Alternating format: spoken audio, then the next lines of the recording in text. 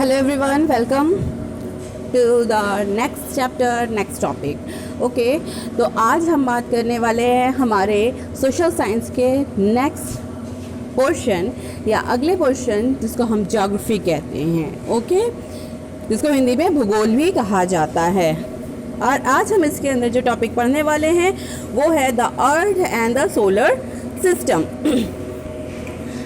अर्थ, जैसा कि हम जानते हैं, हमारा होम प्लैनेट है, हमारा घर है। इसके बारे में भी जानना बहुत ज़रूरी है, क्योंकि जब तक आप अपने घर के बारे में नहीं जानते हैं, आपके लिए वहाँ पर रहना, उसके साथ कनेक्ट करना, उसको यूटिलाइज़ करना काफ़ी मुश्किल हो जाता है।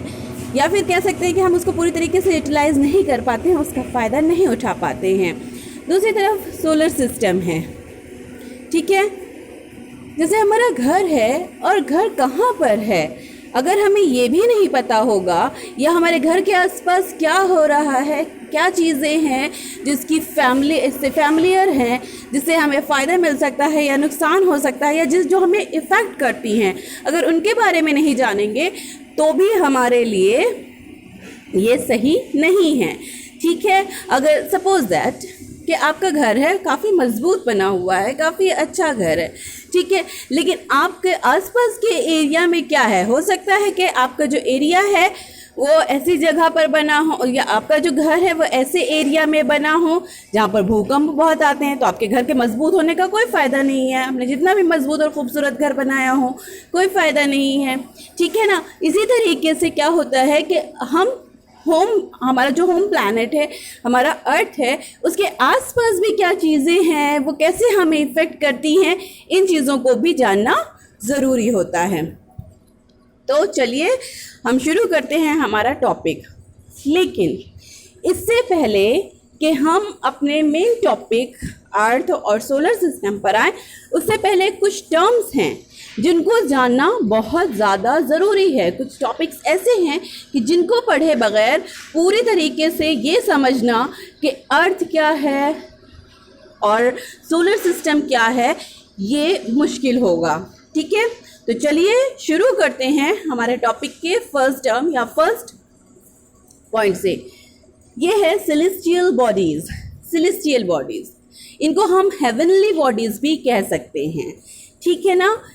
इसका सेलेस्टियल बॉडीज़ का मतलब होता है ऐसी आकृतियाँ या ऐसे ऑब्जेक्ट जो हमें आसमान में दिखाई देते हैं, यानी वो हमारे होम प्लैनेट, हमारे अर्थ का हिस्सा नहीं है, लेकिन यहीं कहीं आसपास हमारे आस पड़ोस में हैं, जो हमें दिखाई देते हैं और किसी ना किसी तरीके से हमें इफ़ेक्ट करते हैं, लाइक सन, लाइक मून, ठीक है।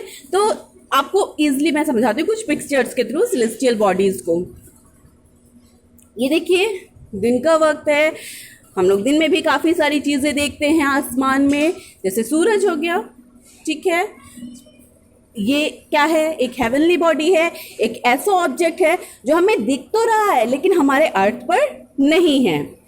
ऐसे ही रात होती है, रात में भी बहुत सारी, दिन के बजाय रात में हमें बहुत सारी चीज़ें काफ़ी क्लियर दिखाई देती हैं, जैसे सितारे हो गए, चांद हो गए, कई बार हमें कुछ चलती हुई चीज़ें दिखाई देती हैं जिन्हें हम टूटता हुआ तारा भी कहते हैं। तो ये सब क्या है, ये सारे सेलेस्टियल बॉडी हैं, हेवनली बॉडीज़ हैं, ठीक है, या आसमानी आकृतियाँ हैं जो हमारे आसपास में कहीं घूम रही हैं, हमारे आसपास में कहीं स्थित हैं और किसी ना किसी तरीके से हमें इफ़ेक्ट कर रही हैं। हाँ, जो आपको दिखाई दे रहा है, आपके दिमाग में भी वही चल रहा है।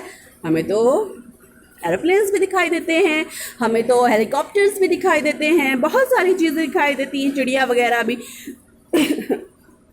तो क्या ये भी हेवनली बॉडीज़ हैं? ये भी तो आसमान में होती हैं? नहीं, ये हेवनली बॉडीज़ नहीं हैं। क्यों नहीं हैं? क्योंकि ये किससे रिलेट करती हैं? हमारी अर्थ से रिलेट करती है और हमने इनको भेजा है। जो हेवनली बॉडीज़ होती हैं वो ह्यूमन मेड नहीं होती हैं, यानी इंसान उनको नहीं बनाता है, वो अपनी जगह पर पहले से हैं, शायद इंसान के अस्तित्व में आने से पहले लाखों करोड़ों साल से हैं।